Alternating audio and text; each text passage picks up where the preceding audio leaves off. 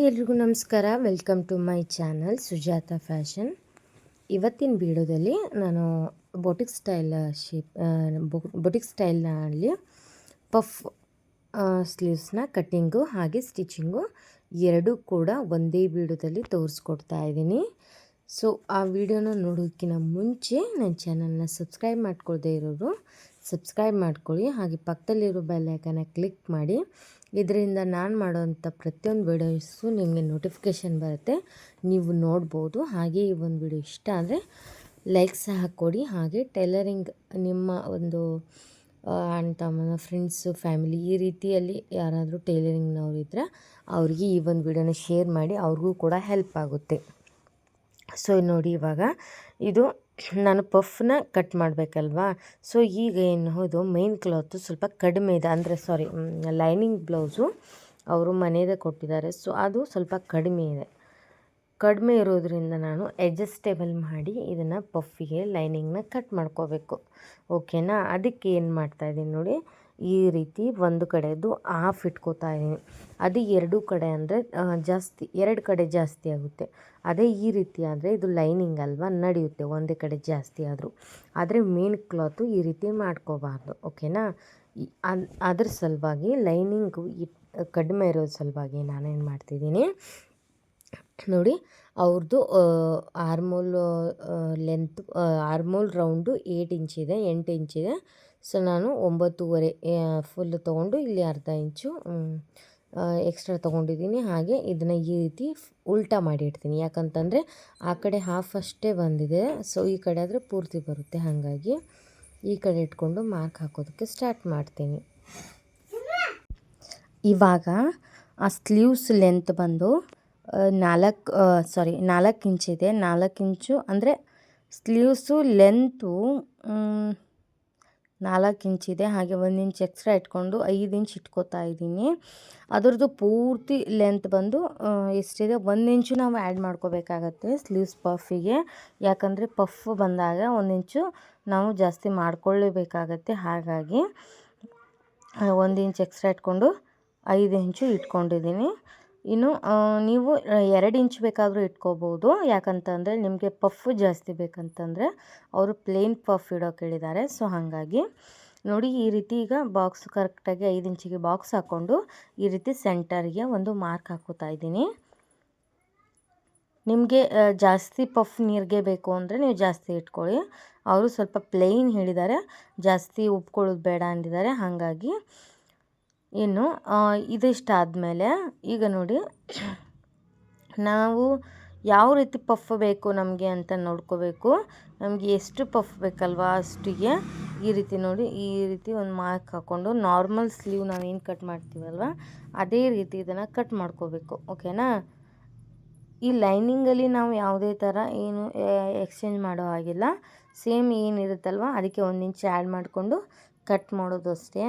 ಅದೇ ನಾವು ಮೇನ್ ಕ್ಲಾತಲ್ಲಾದರೆ ಸ್ವಲ್ಪ ಎಕ್ಸ್ಚೇಂಜ್ ಮಾಡಬೇಕಾಗತ್ತೆ. ಹೇಗೆ ಅಂತ ನಾನು ಇನ್ನು ಬರುವ ಒಂದು ಇದರಲ್ಲಿ ಕ್ಲಿಪ್ಪಲ್ಲಿ ತೋರಿಸ್ತೀನಿ. ಈಗ ನಾರ್ಮಲಾಗಿ ಸ್ಲೀವ್ಗೆ 1 ಇಂಚ್ ಆ್ಯಡ್ ಮಾಡಿಕೊಂಡು ಈಗ ನಾನು ಕಟಿಂಗ್ ಮಾಡ್ಕೊಂಡಿದ್ದೀನಿ. ಓಕೆನಾ? ಇವಾಗ ಇದು ಜಾಸ್ತಿ ಪಫು ಉಬ್ಬೋದು ಬೇಡ ಅಂದಿದ್ದಾರೆ. ಸೊ ಹಾಗಾಗಿ ಪ್ಲೇನ್ ಪಫು ನಾನು ಜಾಸ್ತಿ ಇದಕ್ಕೆ ನೆರಿಗೆಗಳನ್ನ ಕೊಡ್ತಾ ಇಲ್ಲ. ನೀವು ಬೇಕಾದರೆ ಜಾಸ್ತಿ ಕಟ್ಕೋಬೋದು. ಜಾಸ್ತಿ ಕೊಡೋದಾದರೆ ನೀವು ನೋಡಿ, ಇಲ್ಲಿ ನಾನು ಲೈನಿಂಗ್ನ ಕೊಡ್ತೀನಿ. ಇದಿಷ್ಟಕ್ಕೆ ಕಡಿಮೆ ಆಗಿದೆ. ನೀವು ಜಾಸ್ತಿ ಬೇಕಾದರೆ ಜಾಸ್ತಿನೂ ತೊಗೋಬೋದು. ಇವಾಗ ಮೇನ್ ಕ್ಲಾತನ್ನು ಕಟಿಂಗ್ ಮಾಡ್ಕೊಳ್ಳೋಣ. ಈ ರೀತಿ ನೋಡಿ, ಡಬಲ್ ಫೋಲ್ಡನ್ನು ಈ ರೀತಿ 4 ಫೋಲ್ಡಾಗಿ ಹಾಕ್ಕೊಂಡಿದ್ದೀನಿ. ಈ ಕಡೆ ಕ್ಲೋಸ್ ಪಾರ್ಟ್ ನನ್ನ ಕಡೆ ಇದೆ, ಓಪನ್ ಪಾರ್ಟ್ ಆ ಕಡೆ ಇದೆ, ಹಾಗೆ ಮೇಲ್ಗಡೆ ಕ್ಲೋಸ್ ಪಾರ್ಟ್ ಇದೆ. ಓಕೆನಾ? ಈ ರೀತಿ ಇಟ್ಕೊಂಡಾಗ ನಮಗೇನಾಗುತ್ತೆ, 2 ಸ್ಲೀವ್ಸು ಒಮ್ಮೆಲೆ ಕಟಿಂಗ್ ಆಗುತ್ತೆ. ನೋಡಿ, ಈಗ ಇಲ್ಲಿ ಕೂಡ ನಾನು 5 ಇಂಚ್ ಲೆಂತ್ ಇಟ್ಕೊಂಡಿದ್ದೀನಿ. ಹಾಗೆ ನಾರ್ಮಲ್ ಸ್ಲೀವ್ಸ್ನ ನಾವು ಮಾರ್ಕ್ ಹಾಕೋಬೇಕು. ನಾರ್ಮಲ್ ಸ್ಲೀವ್ಸ್ನ ಮಾರ್ಕ್ ಹಾಕ್ಕೊಂಡು ಇಲ್ಲಿಂದ ನಮ್ಮದು ಆರ್ಮೋಲ್ ರೌಂಡಿಂಗ್ ಆದಷ್ಟು ಏನು ಮಾರ್ಕ್ ಹಾಕಿದ್ನಲ್ವ ಅದು ಪಫಿಗೆ ಅಲ್ಲಿಂದ ಅಲ್ಲಿವರೆಗೆ ಪಫ್ ಮಾಡ್ಕೋತೀನಿ. ಇಲ್ಲಿಂದ ಅವ್ರದ್ದು ಆರ್ಮೋಲಿಂದು ಎಷ್ಟು ಬರುತ್ತೆ ನೋಡ್ಕೋಬೇಕು. ಸೊ ಅಲ್ಲಿಗೆ ನಾವು ಒಂದು ಮಾರ್ಕ್ ಮಾಡಬೇಕಾಗತ್ತೆ. ನೋಡಿ, ಇಲ್ಲಿಗೆ ಒಂದು ಸೆಂಟರ್ ಮಾರ್ಕ್ ಹಾಕ್ಕೋತೀನಿ.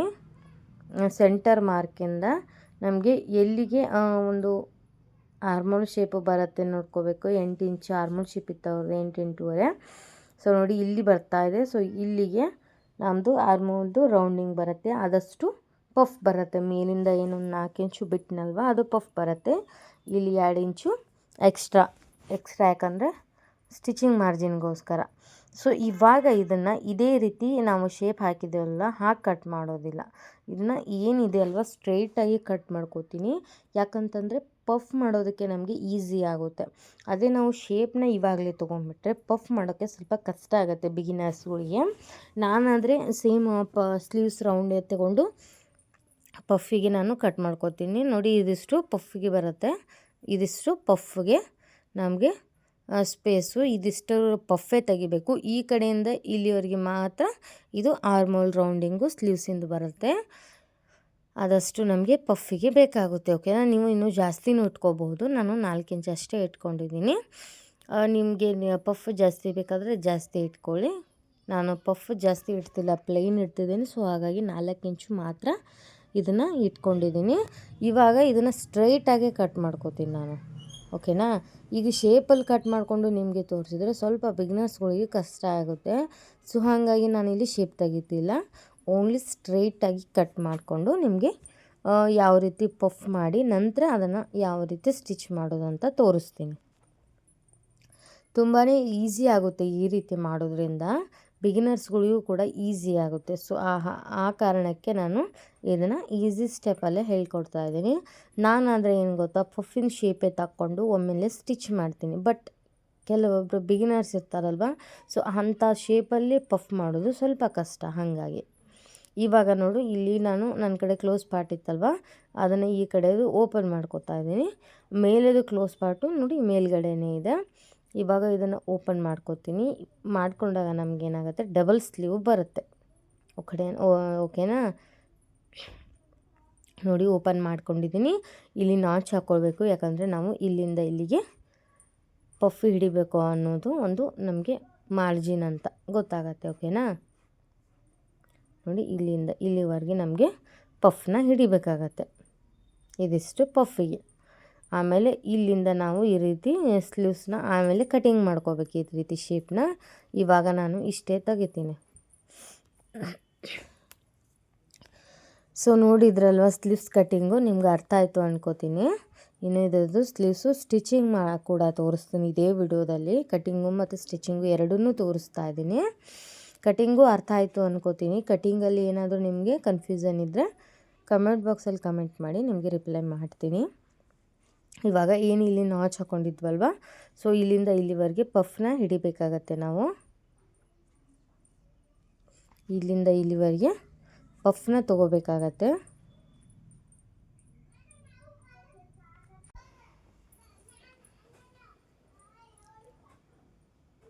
ತುಂಬ ಸಿಂಪಲ್ಲಾಗಿ ತುಂಬ ಈಸಿಯಾಗಿ ಹೇಳ್ಕೊಡ್ತಾ ಇದ್ದೀನಿ ಪಫ್ನ ಯಾವ ರೀತಿ ಮಾಡೋದು ಅಂತ. ನೋಡಿ ಈ ರೀತಿ ಒಂದು ಇರುತ್ತಲ್ವ ಸೊ ಮಿಷಿನ್ದು ಸ್ಕ್ರೂ ಡ್ರೈವರ್ ಬಿಗಿಯುವಂಥ, ಸೊ ಅದರಲ್ಲಿ ಈ ರೀತಿ ನೀವು ಪಫ್ನ ಮಾಡ್ಕೋಬೋದು. ಬಿಗಿನರ್ಸ್ಗಳಿಗೆ ಪಫ್ ಮಾಡೋಕ್ಕೆ ಕಷ್ಟ ಆಗ್ತಿದ್ರೆ ಈ ರೀತಿ ಮಾಡ್ಕೊಳ್ಳಿ, ಈಸಿ ಆಗುತ್ತೆ. ನಾನು ಇದರಲ್ಲಿ ಮಾಡೋದಿಲ್ಲ, ನನಗೆ ಕೈಯಲ್ಲಿ ಮಾಡಿ ರೂಢಿ ಇದೆ. ಸೊ ನಿಮಗೆ ಬಿಗಿನರ್ಸ್ಗಳಿಗೆ ಸ್ವಲ್ಪ ನೀರಿಗೆ ಮಾಡೋದಕ್ಕೆ ಈಸಿ ಆಗಲಿ ಅನ್ನೋ ಕಾರಣಕ್ಕೆ ನಾವು ಇದರಲ್ಲಿ ತೋರಿಸ್ಕೊತಿದ್ದೀನಿ. ಈ ರೀತಿ ಟ್ರೈ ಮಾಡಿ. ನೀರಿಗೆಗಳು ನೋಡಿ ಒಂದೇ ಸಮನಾಗಿ ಬರುತ್ತೆ, ಎಲ್ಲೂ ಕೂಡ ಒಂದು ಚಿಕ್ಕದು ದೊಡ್ಡದು ಬರೋದಿಲ್ಲ, ಒಂದೇ ಲೆವೆಲಲ್ಲಿ ಬರುತ್ತೆ. ಸೊ ನೋಡಿ ಇವಾಗ ಈ ಕಡೆ ಮಾಡಿದ್ದೀನಲ್ವ, ಇನ್ನು ಆ ಕಡೆ ಒಂದು ಸೈಡ್ ಮಾಡಬೇಕು. ಸೊ ನೋಡಿ ಇಲ್ಲೊಂದು ಸ್ವಲ್ಪ ನಾನು ನಾಚ್ಬಿಟ್ಟು ಜಾಸ್ತಿ ಬಂದೆ ಅನಿಸುತ್ತೆ, ನಿಮಗೆ ಹೇಳ್ತಾ ಇಲ್ಲೊಂದು ಸ್ವಲ್ಪ ಉಚ್ಕೊಂಡ್ಬಿಡ್ತೀನಿ. ಇದನ್ನು ನಾಚ್ಬಿಟ್ಟು ನಾನು ಜಾಸ್ತಿ ಬಂದೆ ಅನಿಸುತ್ತೆ. ಓಕೆ ನೋಡಿ ಇವಾಗ ಕರೆಕ್ಟ್ ಆಯಿತು. ನಾನು ನಾಚ್ಬಿಟ್ಟು ನಿಮಗೆ ಹೇಳ್ತಾ ಜಾಸ್ತಿ ಸ್ಟಿಚ್ ಹಾಕಿದ್ದೆ. ನಾಚ್ವರೆಗೆ ಮಾತ್ರ ಹಾಕೋಬೇಕು, ಜಾಸ್ತಿ ಆದರೆ ಏನಾಗುತ್ತೆ ಒಂದೇ ಸೈಡ್ ಬರುತ್ತೆ. ಸೊ ಹಾಗಾಗಿ ನೋಡಿ ಇಲ್ಲಿ ನನಗೆ ನಾಚು ಅದು ಚಿಕ್ಕದಾಗಿತ್ತಲ್ವ, ಸೊ ಕಂಡಿರಲಿಲ್ಲ. ಸೊ ಇಲ್ಲಿವರೆಗೆ ನಾವು ಪಫ್ನ ಹಿಡಿಬೇಕಾಗತ್ತೆ. ನೋಡಿ ಇವಾಗ ಕಂಪ್ಲೀಟ್ ಆಯಿತು ಪಫ್ಫು. ಇವಾಗ ಏನು ಮಾಡಬೇಕು ಅಂತಂದರೆ, ಇನ್ನು ಈ ಕಡೆನೂ ಅದೇ ರೀತಿಯೇ ಹಿಡ್ಕೋಬೇಕು ಪಫ್ನ. ಈ ಕಡೆ ಸಹ ಅದೇ ರೀತಿ ಪಫ್ನ ಹಿಡಿಬೇಕು. ನೋಡಿ ಈ ರೀತಿ ಹಿಡಿತಾ ಹೋಗಬೇಕು. ನಾನು ಈ ರೀತಿ ಕೈಯಲ್ಲೇ ಸ್ಟಿಚ್ ಮಾಡೋದು, ಆವಾಗಲೇ ಹೇಳಿದ್ನಲ್ವ. ನಾನು ನಿಮಗೆ ತೋರಿಸೋ ಸಲುವಾಗಿ ಬಿಗಿನರ್ಸ್ಗಳಿಗೆ ಸ್ವಲ್ಪ ಈಸಿ ಆಗಲಿಕ್ಕೆ ಅನ್ನೋ ಕಾರಣಕ್ಕೆ ನಾನು ಆ ಒಂದು ಸ್ಕ್ರೂ ಡ್ರೈವರಲ್ಲಿ ತೋರಿಸಿದ್ದು. ನಾನು ಈ ರೀತಿ ಹ್ಯಾಂಡಲನ್ನೇ ಪಫ್ನ ಹಿಡಿತೀನಿ. ನಿಮಗೆ ಅದು ಈಸಿ ಆದರೆ ಆ ರೀತಿ ಮಾಡ್ಬೋದು, ಅಥವಾ ಇದು ಈಸಿ ಆದರೆ ಈ ರೀತಿ ಮಾಡ್ಬೋದು. ಅದರಲ್ಲೇನಿಲ್ಲ, ಅದರಲ್ಲೇ ಮಾಡಬೇಕು ಇದರಲ್ಲೇ ಮಾಡಬೇಕು ಅನ್ನೋವಂಥದ್ದು ಏನಿಲ್ಲ. ನಿಮಗೆ ಯಾವುದು ಕಂಫರ್ಟ್ ಆಗುತ್ತೆ, ಯಾವುದು ಸ್ಟಿಚಿಂಗ್ ಮಾಡೋಕ್ಕೆ ಅನ್ನೋ ಒಂದು ಯೂಸ್ ಮಾಡಿಕೊಂಡು ಅದ್ರ ಮೇಲೆ ಸ್ಟಿಚ್ ಮಾಡಿ, ಓಕೆನಾ. ಇನ್ನು ಅದೇ ಥರ ಈ ಒಂದು ಸ್ಲೀವ್ಸ್ನು ಕೂಡ ಸ್ಟಿಚ್ ಮಾಡ್ಕೋಬೇಕು. ಸೇಮ್ ಇದನ್ನು ಹೇಗೆ ಸ್ಟಿಚ್ ಮಾಡಿದ್ದೀವಲ್ಲ ಅದೇ ರೀತಿ ನೋಡಿ. ನಾನು ಈ ರೀತಿ ಕೈಯಲ್ಲಿ ಸ್ಟಿಚ್ ಮಾಡ್ತೀನಿ. ನಾನು ಇದನ್ನು ಯೂಸ್ ಮಾಡಲ್ಲ ಸ್ಕ್ರೂ ಡ್ರೈವರ್, ಯಾಕಂದರೆ ನಮಗೆ ಸ್ಟಿಚ್ ಮಾಡಿ ಮಾಡಿ ರೂಢಿ ಬಿದ್ದಿರತ್ತಲ್ವ. ಸೊ ಹಾಗಾಗಿ ನಾನು ಸ್ಕ್ರೂ ಡ್ರೈವರ್ನ ಯೂಸ್ ಮಾಡೋದಿಲ್ಲ. ಈ ರೀತಿ ಕೈಯಿಂದನೇ ನಾನು ಮಾಡ್ತಾ ಹೋಗ್ತೀನಿ ಪಫ್ನ. ನೀವು ಕೂಡ ಕೈಯಲ್ಲೇ ಆದಷ್ಟು ಪ್ರಾಕ್ಟೀಸ್ ಮಾಡಿ. ಬಿಗಿನರ್ಸ್ ಇದ್ದರೆ ಮಾತ್ರ ಸ್ಕ್ರೂ ಡ್ರೈವರ್ ಯೂಸ್ ಮಾಡಿ. ಸ್ಕ್ರೂ ಡ್ರೈವರಿಂದನೂ ಅಷ್ಟೇ ಒಂದೇ ಲೆವೆಲ್ ಬರುತ್ತೆ, ದೊಡ್ಡದು ಚಿಕ್ಕದು ಬರೋದಿಲ್ಲ. ಒಂದೇ ಲೆವೆಲಲ್ಲೇ ಪಫ್ದು ನೀರಿಗೆ ಬರುತ್ತೆ.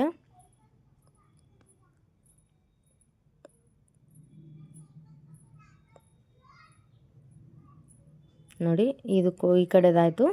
ಹಾಗೆ ಈ ಕಡೆದು ಕೂಡ ಸ್ಟಿಚ್ ಮಾಡ್ಕೊಂಬಿಡೋಣ. ನೋಡಿ, ಈ ರೀತಿ ಕ್ರಾಸಲ್ಲಿ ಈ ಉಲ್ಟಾ ಸ್ಟಿಚ್ ಮಾಡ್ತಾರೆ ಒಬ್ರೊಬ್ಬರು. ಆ ರೀತಿ ಮಾಡ್ಕೋಬಾರ್ದು, ಅದು ಚೆನ್ನಾಗಿ ಕಾಣಲ್ಲ. ನಾವು ಯಾವ ಕಡೆ ಮಾಡಿರ್ತೀವಲ್ವ ಈ ರೀತಿಯೇ ಮಾಡ್ಕೋಬೇಕು. ಎರಡೂ ಕೂಡ ಒಂದೇ ಕಡೆನೇ ಆಗಬೇಕು.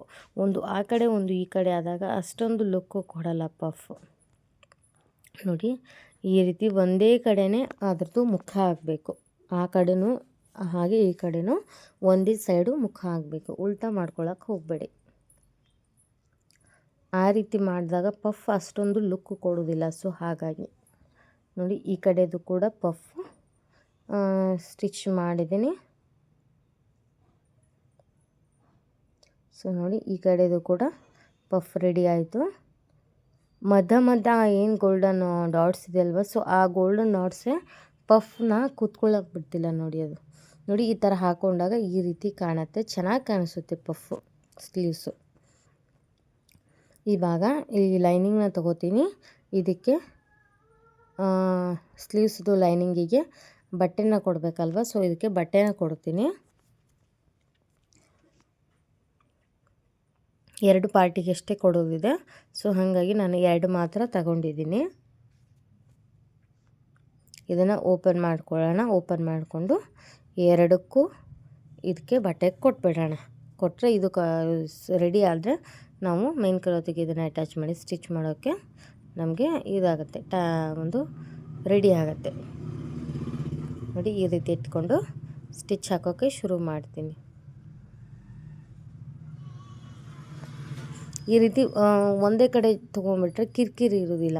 ನಾವು ಎರಡೂ ಕಡೆ ಇದನ್ನು ಮಾಡೋಕ್ಕೆ ಹೋದರೆ 2 ಕಡೆ ಜಾಯಿಂಟ್ ಮಾಡ್ಕೊಂಡು ಕೂರಬೇಕಾಗತ್ತೆ.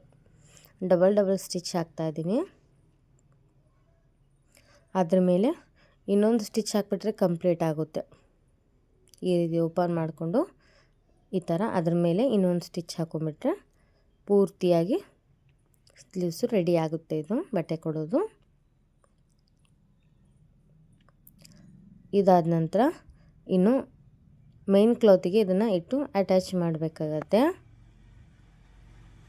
ನೋಡಿ, ಇವಾಗ ಶೇಪ್ ತೆಗಿಯೋಣ. ನಾನು ಆವಾಗ ಸ್ಟ್ರೈಟಾಗೇ ಹಚ್ಕೊಂಡಿರ್ತೀನಲ್ವ, ಸೊ ಹಿಂದಿದ್ದು ನಾವೇನು ನೋಡಿ ತೆಗ್ದಿರ್ತೀವಲ್ಲ ಶೇಪು, ಅದರ ಹಂಗೆ ಇದನ್ನು ಶೇಪ್ನ ತೆಗೆದ್ಬಿಡೋಣ. ತೆಗೆದ್ಬಿಟ್ಟು ಇವಾಗ ನಾವು ಮೇನ್ ಕ್ಲಾತಿಗೆ ಇದನ್ನು ಅಟ್ಯಾಚ್ ಮಾಡಿ ಸ್ಟಿಚ್ ಮಾಡಬೇಕು. ಮೇನ್ ಕ್ಲಾತು ನೋಡಿ, ಇದು ಸೀದಾ ಈ ರೀತಿ ಉಲ್ಟಾ ಇಟ್ಕೊಂಡು ಇದ್ರ ಮೇಲೆ ಲೈನಿಂಗ್ನ ನಾವು ಇಟ್ಕೊಂಡು ಸ್ಟಿಚ್ ಮಾಡಬೇಕು. ಈ ರೀತಿಯಾಗಿ ಲೈನಿಂಗ್ನ ಇಟ್ಟು ಸ್ಟಿಚ್ ಮಾಡ್ಕೋಬೇಕು ಸ್ಲೀವ್ಸ್ನ.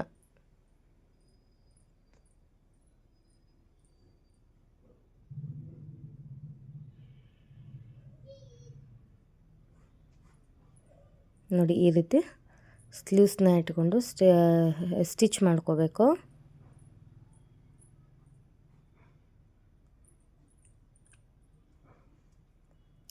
ನೋಡ್ಕೊಂಡು ಸ್ಟಿಚ್ ಮಾಡಿ. ಬಟ್ಟೆ ಜರ್ದಾಡೋದು ಅರ್ಬಿ ಇದೆ ಅಲ್ವ, ಸೊ ಹಂಗಾಗಿ ಸೀದಾ ಮಾಡಿಕೊಂಡು ಈ ರೀತಿ ಕಂಪ್ಲೀಟಾಗಿ ಸ್ಲೀವ್ಸ್ನ ಅಟ್ಯಾಚ್ ಮಾಡ್ಕೋಬೇಕು ಅದಕ್ಕೆ.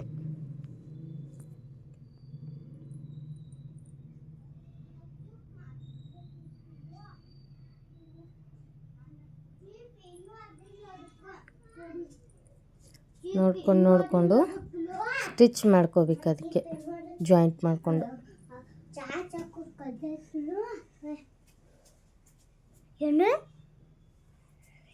ಇದಕ್ಕೆ ಈ ರೀತಿ ಜಾಯಿಂಟ್ ಮಾಡ್ಕೊಂಡು ಸ್ಟಿಚ್ ಮಾಡ್ತಾ ಹೋಗಬೇಕು. ಸೊ ಓಕೆ, ಇದಿಷ್ಟಾದಮೇಲೆ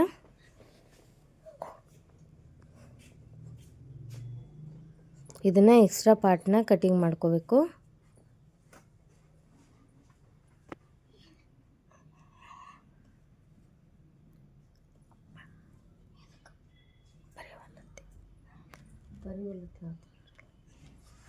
ಸೊ ನೋಡಿ, ಪಾರ್ಟ್ನ ಕಟ್ ಮಾಡಿಕೊಂಡು ರೆಡಿ ಮಾಡಿಕೊಂಡೆ.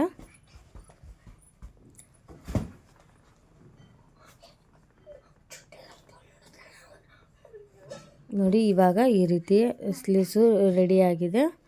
ಇವಾಗ ನೋಡಿ ಇಲ್ಲೊಂದು ಸ್ವಲ್ಪ ಈ ಕಡೆ ಆ ಕಡೆ ಹೆಚ್ಚು ಕಾಣಿಸ್ತಾ ಇದೆ. ಸೊ ಅದನ್ನು ಸ್ಟ್ರೈಟ್ ಮಾಡ್ಕೊಳ್ಳೋಣ. ಮಾಡಿಕೊಂಡು ಈ ರೀತಿ ನೋಡಿ ಪಫ್ ಬಂದಿದೆ.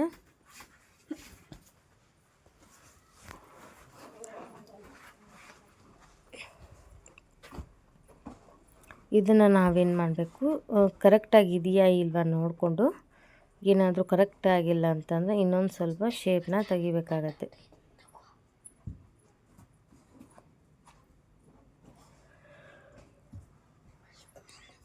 ನೋಡಿ ಈ ಥರದ್ದು ಗೋಲ್ಡನ್ ಬ್ಲೌಸ್ ಪೀಸ್ನ ಇದಕ್ಕೆ 2 ಪಟ್ಟಿನನ್ನಾಗೆ ಕೊಡ್ತಾ ಇದ್ದೀನಿ. ಅಂದರೆ ಗೋಲ್ಡನ್ ಡಾಟ್ ಇದೆ ಅಲ್ವಾ ಬ್ಲೌಸಲ್ಲಿ, ಸೊ ಅದಕ್ಕೆ ಲುಕ್ಕು ಕೊಡುತ್ತೆ ಅಂತ ಈ ಥರದ್ದು ಒಂದು ಗೋಲ್ಡನ್ದು ಅದಕ್ಕೆ ನಾನು ಪಟ್ಟಿನ ಕೊಡ್ತಾ ಇದ್ದೀನಿ, ಲುಕ್ ಕೊಡುತ್ತೆ ಅಂತ.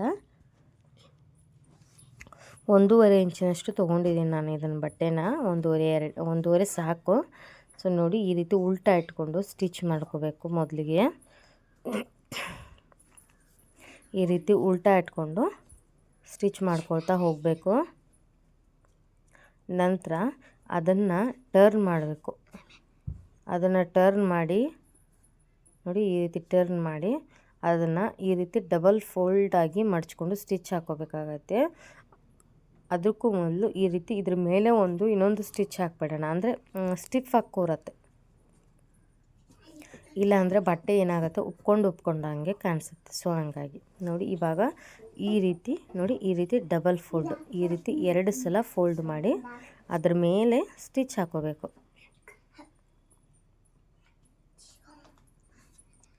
ಅದ್ರ ಮೇಲೆ ಈ ರೀತಿಯಾಗಿ ಸ್ಟಿಚ್ ಹಾಕೋಬೇಕು. ತುಂಬಾ ಚೆನ್ನಾಗಿ ಕಾಣಿಸುತ್ತೆ.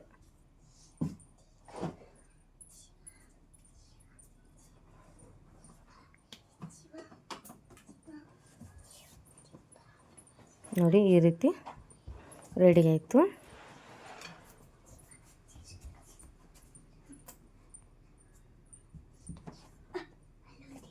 ನೋಡಿ ಈ ರೀತಿ ಹಾಕೊಂಡಾಗ ಚೆನ್ನಾಗಿ ಕಾಣಿಸುತ್ತೆ.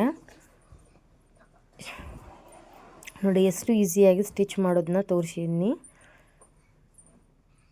ಇದೇ ರೀತಿ ಇನ್ನೊಂದು ಸ್ಲೀವ್ಸ್ನು ಕೂಡ ಸ್ಟಿಚಿಂಗ್ ಮಾಡೋದು. ಈ ವಿಡಿಯೋ ನಿಮಗೆ ಅರ್ಥ ಆಯಿತು ಅನ್ಕೋತೀನಿ. ಬಿಗಿನರ್ಸ್ಗಳಿಗೆ ತುಂಬಾ ಹೆಲ್ಪ್ ಆಗುತ್ತೆ ಈ ವಿಡಿಯೋ. ತುಂಬ ಈಸಿಯಾಗಿಯೇ ಹೇಳ್ಕೊಟ್ಟಿದ್ದೀನಿ. ನೋಡಿ ಇಷ್ಟು ನಾನು ಪಫ್ ಇಟ್ಟಿರೋದು, ಜಾಸ್ತಿ ಇಟ್ಟಿಲ್ಲ ಅವರಿಗೆ. ಅವರು ಜಾಸ್ತಿ ಪಫ್ ಬೇಡ, ಒಂದು ಸ್ವಲ್ಪ ಇಡು ಅಂತ ಹೇಳಿದ್ದಾರೆ. ಸೊ ಹಾಗಾಗಿ ನೀವು ಬೇಕಾದರೆ ಇನ್ನೂ ಜಾಸ್ತಿ ಇಟ್ಕೋಬೋದು. ಅವರು ನನಗೆ ಪಫ್ ಜಾಸ್ತಿ ಬೇಡ, ಸ್ವಲ್ಪ ಇರಲಿ ಅಂದಿದ್ದಾರೆ. ಸೊ ಹಾಗಾಗಿ ನೋಡಿ ಈ ರೀತಿ ಕೂರತ್ತೆ ಹಾಕೊಂಡಾಗ. ಓಕೆ, ಹಾಗಾದರೆ ಮುಂದಿನ ವಿಡಿಯೋದಲ್ಲಿ ಸಿಗ್ತೀನಿ. ಬಾಯ್.